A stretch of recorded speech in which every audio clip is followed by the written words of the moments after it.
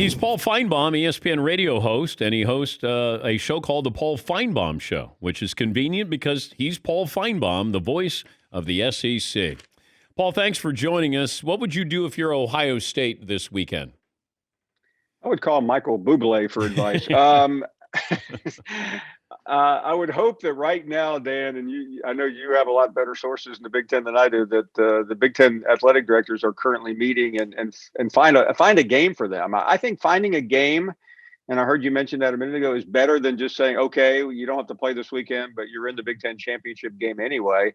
It really isn't that complicated. I don't think this is, they're hanging on. Marbury versus Madison is case law from 203 years ago. I mean, they've made up everything they've done so far. So why not make up another week of worth of rules? But also, I saw where on social media and some people have suggested Ohio State and Texas A&M. And I thought, well, if I'm Ohio State, why am I giving Texas A&M a chance to maybe leapfrog us if they would happen to beat us? Ohio State's already in the Final Four. Texas A&M is going to be on the outside looking in. Yeah, I mean, other than the fact that we all yearn for a quality football game this weekend, which we are not we're not overly going to be filled with that in terms of voracious appetites. There really isn't a reason. It's just for fun. It's a play-in game, but you're absolutely right. Ohio State will probably be in the playoffs as long as they have a game next weekend, and they'll either play Northwestern or Wisconsin or someone, and at 6-0, they will pass mustard. I mean, if the committee didn't think they were worthy, they wouldn't be number 4, and that's where they are right now. Yeah, how do you see this playing out? I think we'll have a resolution today. As far as the playoffs. So your 4 teams, do you think will be who? Yeah, I'm still thinking of Michael Bublé, and when I saw that Steve Kornacki was on before me, I'm kind of wanted to go run. So here's the deal. I'd say it's Alabama. I think Clemson will beat Notre Dame, so Clemson gets in there. I think Notre Dame will still get in there, and it will be Ohio State, just like we ordered it before the season. Can Florida beat Alabama? I think it would take an extraordinary set of circumstances, and I don't see that happening right now, Dan. Alabama looks unbeatable to me. I mean, they are so potent on offense, and the biggest change is on defense. After the Ole Miss game 2 months ago, they were ready to fire the defensive coordinator. It looked like Saban was too, and they have really shored up and gotten extremely stingy. And on top of that, it's just an embarrassment of riches on the offensive side. Alabama has 3 guys that you could make a compelling case to win the Heisman Trophy. In Devontae Smith, the wide receiver, Najee Harris, who might as well be in missing persons right now, in the witness protection programs. You don't really hear about him at all, and he may be the best running back in the country. And obviously Mac Jones, who is a co-favorite with Kyle Trask to win the whole thing. You start to look at this Alabama team, and when was the evolution of the offensive side of things for Nick Saban? Because he used to run the football and play great defense. But then it felt like, hey, he looked around and said, I kind of have to, if I'm going to get these skilled position players and they all want to go to the NFL, and I'm going to compete with some of these other outliers in the SEC or playing great offense. Was there a moment where it changed for Nick Saban and his philosophy?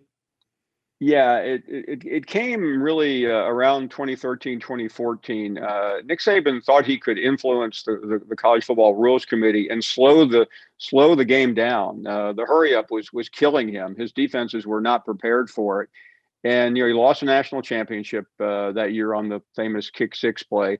And he decided, you know what, I don't think I can beat this, so I'm going to join. And he hired Lane Kiffin. There's no getting around.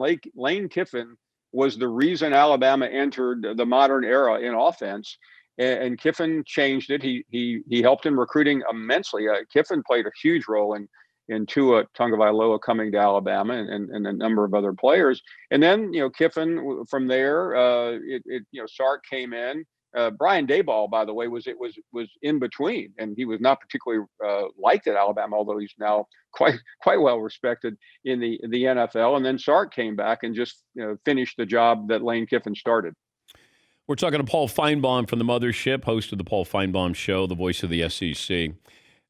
I know that, and I was told this by a source, because I said, why don't we expand the playoffs this year, given everything that's happened? Athletic departments have been decimated. Now I get 8 schools in there.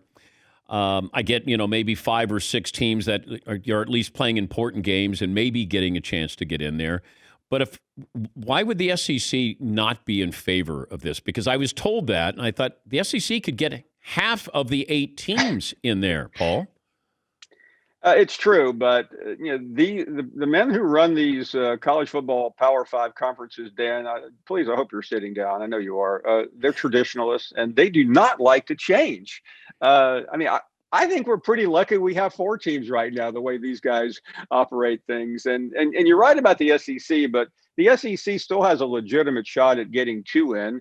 They have 3 contending. They have 1 automatic. And, they all see, we watched last August as, the 5 families of college football, the Dons, could not agree on anything. You had the 3 conferences wanting to play. You had the 2 that didn't. And that is the dysfunctionality of college football. The simple things don't ever happen. And by the way, this was definitely the year to do it. Yeah. And, you could direct a question to my bosses at the Mothership. They do have a say in this altogether. But in the end, Dan, it should have happened. Although I will say the opposite, the underbelly of it is I'm not sure how well it would have worked, because I still think the next 3 to 4 weeks is going to be a challenge to get these games in, especially with the semifinal game slated for the Rose Bowl. Right now, can you go out of your house in California? Yeah, you might have to relocate to Arizona. The Fiesta Bowl would be hosting the Rose Bowl as well. Would you rather have Nick Saban on the show or Jim Harbaugh? Jim Harbaugh. And I say that only because I've done Saban. You've interviewed Nick Saban. And he's the greatest coach of all time, but I know what he's going to say. Jim Harbaugh, I don't know. It's funny. Harbaugh is just one of the most complicated and interesting people in all of sports, and not that he really says interesting things, but I believe, and you may know him. I had the opportunity to get together with him about 2 years ago, set up by his brother-in-law, Tom Crean. And there were some complications, and it was my fault. I couldn't get up there. I was in California working on something, and I'm sorry that I missed it out, because I really believe deep down he's a fascinating guy. He's just not a particularly good college football coach right now. Yeah, because that's always weird. If you're like, our job is not to have preferential treatment. Like, you're supposed to see it and then say it, not factor in, well, I do like this guy. And right. You've been brutally honest about Jim Harbaugh not being a great coach or being overrated, or I don't want to, I'm paraphrasing here, but I've said it all. How awkward would it be, though? Like, if I said, hey, Jim Harbaugh would love to meet you, and he's going to be in the area. He's going to be at the Mothership, and he wants to meet with you at ESPN. I would do it in a second. And by the way, I'm in my 60s now, Dan. I've had a career of having awkward meetings with people that did not like me. It wouldn't be the first time. So there's an art of the deal, so to speak, not to recreate a bestseller from the 80s and 90s, but I'm always willing to meet anyone. And you guys like us, we don't dislike people personally. It's just we say what we believe. It's not personal. What's the most awkward encounter you've had in this job? Interestingly, it was Lane Kiffin. I don't know how much time we have, but I'll tell you this quick story. I was on College Game Day in 2013 before they played, I think it was Arizona, and I said, if USC can't win tonight, Lane Kiffin should be fired. Well, guess what? They didn't win, and he was fired. And the next morning on Sports Center pretty much blamed me for the firing. And I said he was the Miley Cyrus of college football.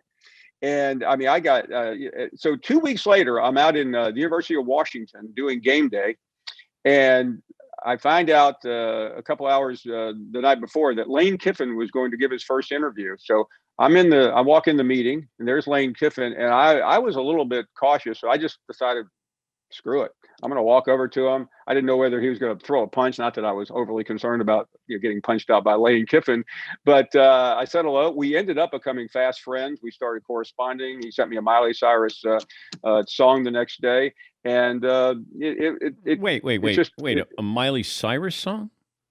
Yeah, I called him the Miley Cyrus of college football coaches. So, he showed me his personality. So, I mean, after that, I'm really not afraid of anyone. But I've talked to people that I've called for their firings before. So it can be awkward, even years later. It does, to quote the oldest cliche in the business, come with the territory. Yeah, and there are times you say something, and then you have no idea why somebody's mad at you. Or somebody will say, he heard what you said. And I'll be like, I have 3 hours a day, 5 days a week, and I've been doing this for over 30 years. Chances are somebody's going to be upset at something I said.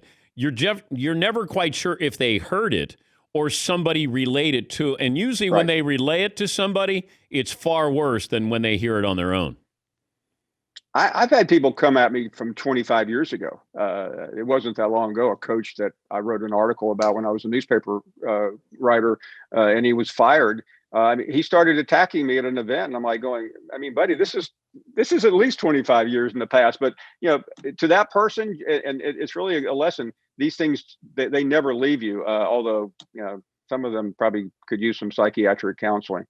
Of all the fan bases, though. What's the one that's maybe most sensitive or makes you a little nervous? Well, I spent most of my life in Alabama, so I would never come after the Crimson Tide fans. Or Auburn. I have had more problems with Michigan fans because they just seem like they're everywhere. And until recently, I mean, I was about 2 years ago. I was walking down in Georgetown, and a Michigan fan came up to me and wanted to accost me. They are in another world because Dan, Michigan, even though they've won, I think 1.5 national championships in 50 years, they still think they're elite. So when you criticize Harbaugh, and until recently, when you criticize Harbaugh, they took it so personally. They still take it personally, but they don't bother me as much. But they're probably the most difficult fan base I have had to deal with. These comments aren't going to help that situation, Paul. The good news is I'm not traveling to Michigan. Anytime soon. Yeah, no reason to go there. Hey, great to talk to you, and thanks for joining us as always, Paul. Dan, it's always a pleasure. Thank you for having me. That's Paul Finebaum, ESPN radio host of the Paul Finebaum Show, the voice of the SEC.